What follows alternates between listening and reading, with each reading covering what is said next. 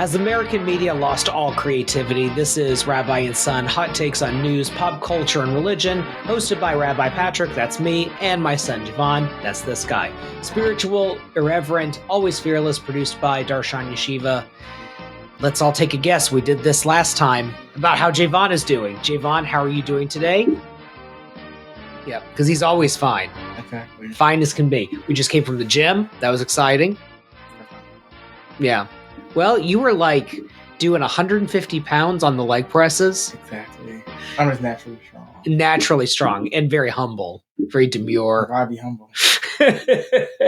All right. So the question that we've been thinking about lately is about Hollywood and has it lost all creativity? And have we lost all of our creativity as well?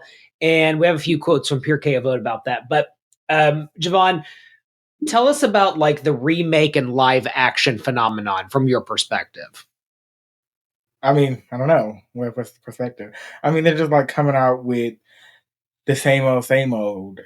And like, there's nothing new. There's no new original content.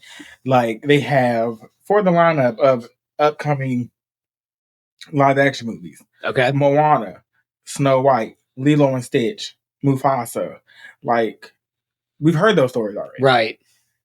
Why can't there be something different? It's not like you don't have plenty of material to pull from because there's like how many books out there about anything really. And then it's just like we've seen Lilo and Stitch, we've seen Moana hasn't even breathed well enough. Like the second movie just came out, right? Yeah, I was about to say, didn't the second movie just come out?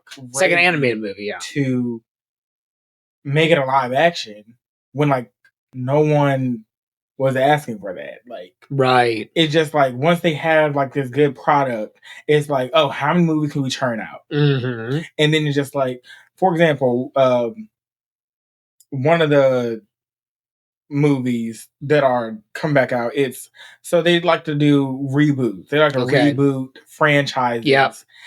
But one of the movies I was excited for, The Strangers, came out this year. The Strangers Part 1. Because they announced they were going to do a Part 3, which I don't think they should have announced. Like, because then it's like, there's no surprise. Like, there's no... Got it. Like, you know the people, the antagonists, are going to survive. Right, yeah, movies. Sure, yeah. And then they did the same thing with Halloween. Same studio, by the way. Like, they think this is a good technique, and so they're repeating it over and over again. Yeah, but it's not, though. Right. Then you're like, then what's the point of the second movie? Right. That like voids the second movie because you already know like little things of significance is going to happen. It is not like I get it. It takes away the stakes. It takes away the mystery, like the mystery going into the film about like what's going to happen. I mean, that's how I felt about Wicked on some level. I'm like, I know there's going to be another part, and then I know it's going to be the Wizard of Oz. So like, you know, sure, it was kind of fun to see the Easter egg kind of stuff, but like. Yeah, other than that, I'm like, okay. Yeah, I mean, I don't know. I just feel like... The movie was great, though, in spite of that, but whatever. I just feel like there just needs to be... People need to read more books. Okay.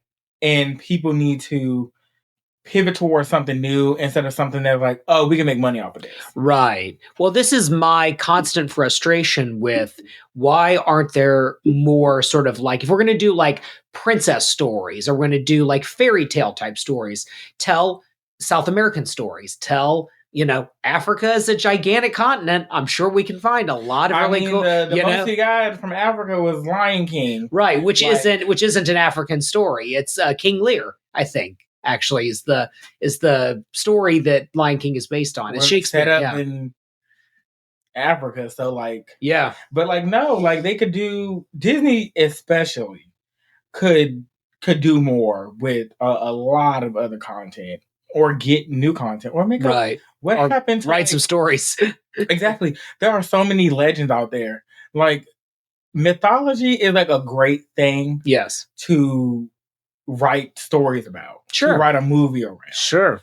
And like people would be excited for that. Right. Like, oh, I'm learning this like a whole new mythology, like this new character. Right. And then it's like, you know, people are learning something new, they're interested in something new, and then you can like, you know, you can still branch off of that. And like with mythology, you have so many different characters. Sure. That like you know, it's not like you're going back to the same formula. Right. Like the same take from the animated movie, and then when we transition over, it's like copy paste. Right. Yeah, I think there's a lot of interesting stories in the Bible that if you did modern versions of them, that like actually they'd be really good because they would involve like lust and murder and like Succession type stuff. See, and that could be like a whole TV series. Yeah, absolutely. Don't say that it's the Bible. Don't say that it's like, I mean, you could say it's based on it, but like, don't make it a Bible movie. Instead, you have like sorcerers and prophets and kings, and like it could be a whole, it could be like a whole thing, but like set it in modern times. So like the king is the CEO, the prophet is like some person who, is outside of the skyscraper screaming at people or like doing whatever. Yeah, like you could really do creative stuff, but instead we're going to make like Moana 5, but live action. Yeah, but like they see it as a product that makes money, so they're like, right, why do anything different? Right. Well, this kind of goes actually into something that I was watching and I regret that I can't remember who did it, but it was a little sort of mini doc, if you will, about creativity, and it was about content and how. Basically, when you go on TikTok or Instagram, with the exception of us, because this is kind of a unique situation we got here, it all looks the same, right? Like, the that cup phenomenon comes out, right? And everybody, is interested in talking about like Stanley Cups. And then you got to make every influencer is making a Stanley Cup video, right? Or like every video of someone like either like by a pool in front of a mansion. I heard that there, and I don't know where this is, but I think maybe somewhere in LA, there's a hangar, an airplane hangar, and there's an airplane that you can rent, not to fly in, but just to film content in, so that you can look like it's your private jet. Yeah, see, and that also goes to the problem of, translates to like kids, right? Like people are living this lifestyle. Yeah, no, they're renting. Like right, all these designers, it's all fake. They're renting. You think someone just because like it's a like rarity on social media that people like actually make like a buku amount of money? Oh yeah, so that they can buy that stuff. Right. Like, if you think someone's like having this like Patek watch, this like Cartier, right? Like, yeah, they have it for rent, right? Like, they don't necessarily own it, giving it back. Yeah. Like anyone can go, rent out a mansion, well, not anyone, but, they have the funds necessary to like rent out. Airbnb actually has to have a policy like that. You have to like, as the host, you have to put the policy, do not film in here, because there's people that will like get like a mansion for a day or a weekend or whatever, and they're not staying there. I mean, maybe they are staying there, but like they're using it for content. They're using it for like, look at my luxurious home and all this other stuff. But then it all starts to look the same. It's all homogenous. Like, can you imagine how stupid our podcast would be if it was like us doing this by like a pool, or like wearing Cartier, or like from an airplane? Like it would just, I mean, but like that's what people keep seeing. And there was a quote from Joseph Gordon-Levitt, and I'm going to get it wrong, but it was basically thematically what he was saying is that he thought in the future, because of AI, there's going to be more content and it's going to be more addictive. So like we're going to get better and better at like Moana 12 live action, right? We're going to make more like Stanley Cup, the musical that becomes the movie, that becomes the content, that becomes the podcast, that, right? Constant replication of like you find something that works and you just keep doing it in overdrive, and we're going to love it. We're going to be glued to it. But the problem is we will have lost art. Like, here's the thing with music, because people were just talking about this. Okay. With artists stepping out of their comfort zone and people like loving it. Like, for example, like Beyonce. Spotify just announced that Beyonce got 36 million people to start streaming country music. Wow. Okay. Like, just because she made a country album and it introduced people. Exactly. Yeah, no, that's totally awesome. I love it. Exactly. So like these artists, like in some of these labels, like because sometimes these artists sound like the same. Like it's like all the same stuff, but like a different beat and like a different melody. Like I am disappointed in. Oh no, he's gonna throw shade at some artists. Oh no, I'm throwing shade at a genre. Okay. Well, like hip hop has become very repetitive. Okay. Like both male and female hip hop are talking about the same thing. I think people are missing the fact that you have to be poets first. Right. Like you have to be able to say this one thing in like 10 different ways. Right. And like instead of just like it just being the same thing. People who are considered like hip hop legends did not, they were over there, rapping about like things that were happening in their life, things that happened to them, like, or things going around them, and being able to convey that in like many different ways. But now it's like, it's like everything sounds the same. Everyone's talking about the same thing. It's It's actually getting old. Yeah. Like, and then like with the pop stuff, I mean, still generic. Mm-hmm. Like there is no like people and labels don't want to step outside the comfort zone because they're like, we're not going to make any money.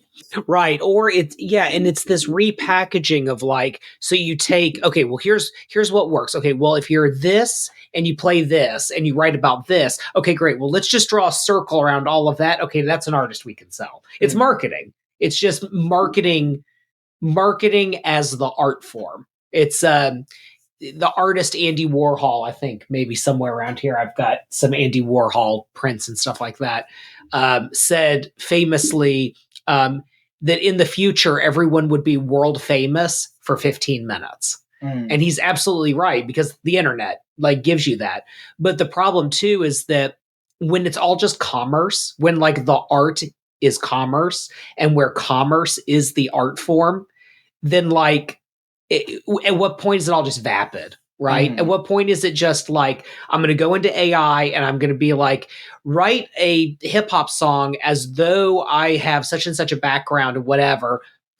And then it spits it out, and then like go into your AI, like, band generator, like Garage Band, but with AI, make an album or make a song that sounds like it has like 60s soul influences, but is using 90s hip hop, but, use auto-tune. Bam. And then it's like, okay, suddenly now, like, I'm not even a rapper. I don't even have to, like, I can replicate my own voice. Yeah. And just be like, type it in and bam, now I've got me rapping. Yeah. Right. But it's a terrible idea. That people were like, if you weren't writing, that was a knock against you. But now it's like so many people who are now not writing are being like allowed into this space. Got it. And are gaining like, traction and are getting like, all these accolades. But it's like, no, like the people in the beginning, like they made sure that they knew everyone, like that they wrote that. Yeah, that's interesting. They write their stuff. Yeah, no one else writes. Right. Because then it was like, oh, you don't write your stuff? Like, what are you doing?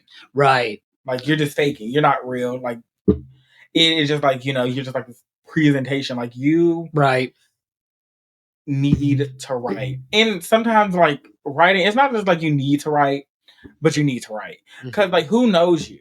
Yeah. Like, you know you better than anyone else.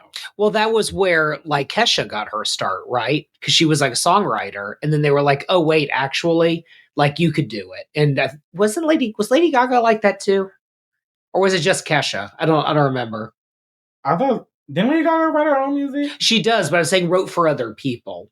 And then like I don't know. I thought she was just doing like she just did Lady Gaga, and then just like did like the underground thing, and then like. And she just blew up from there. Well, so I think it was Kesha then who she started off by writing for other pop artists. Yeah. And then later it was like, oh, wait, you could just be a pop artist. Yeah. And there are some writers who are stepping into like being an artist. Oh, like, really? Yeah. One of the ones, Money Long, she used to write for Rihanna. She wrote California King Bed. Okay. For Rihanna. Okay. And then she wrote her breakout was like Hours and Hours. Okay. Which was everywhere. Right. And like, she's stepping from behind the curtain. And are these people writing are these lyricists, like these the ones writing that, or are they actually like producing the music and all of that too? No, writing. They're writing. Okay. Yeah. I don't some people like some artists do write and produce their own music, but like how many artists know how to produce that? Yeah, I mean, I wrote everything I sang. I think with like maybe one exception, there was one band I was in where me and one other person, it wasn't like 50-50 necessarily, but like we collaborated tremendously on the lyrics. But everyone's always written other music. Like I've never written a song like instrumentally in my life. I wouldn't know how to do it. I can't play anything. But the idea that there's people that sing other people's songs is a strange idea to me. I get doing covers, but like the idea that there's like, I go into your office and be like, hi, like write a song for me. Yeah. I got offered that once. I had a guy, he gave me 2 songs that were just instant rock songs. And he said, here's the themes. I need you to write them. But it was going to be this problem of like, okay, well then who owns the songs and all this other stuff. So then he went on ahead and just did it. But I mean, you get that writer's credit, that sweet writer's credit. I thought when I was in music, I thought that was the direction it was going to go in, is that being in a band was only ever going to work out sort of so much. And so I needed to come up with other things that were in the periphery. So I was like, I could start basically like Atlanta is a great place because I was a rocker, but like I looked at what hip hop dudes did and I was like, it's fashion, it's parties, it's alcohol, it's, it's all the other too. Yeah, well, that's right. Like the faking, like the putting on this lifestyle, and you don't have any money. And then like when it comes out that you actually don't have any money, then it's like... Well, fortunately in garage rock, the more of a bum you looked... and the more the bum of a life you had. It's the opposite of hip hop. There is no fronting because like if you're playing punk rock, you kind of have to look like a bozo. But so moral of the story is that we've lost a lot of creativity in this world. Be creative, take chances, live life. All right, this is Rabbi and Son. Thanks so much. Thank you to our sponsors at Darshan Yeshiva for making this content possible. Darshan Yeshiva provides beginner-level online Jewish learning, including the very popular Conversion to Judaism program, with sponsoring rabbis and students all over the world. Start your Jewish journey any place, anywhere, and anytime with our conservative, reform, reconstructionist, Jewish renewal, humanistic, and post-denominational rabbi mentors. Become the Jew you always wanted to be with Darshan Yeshiva.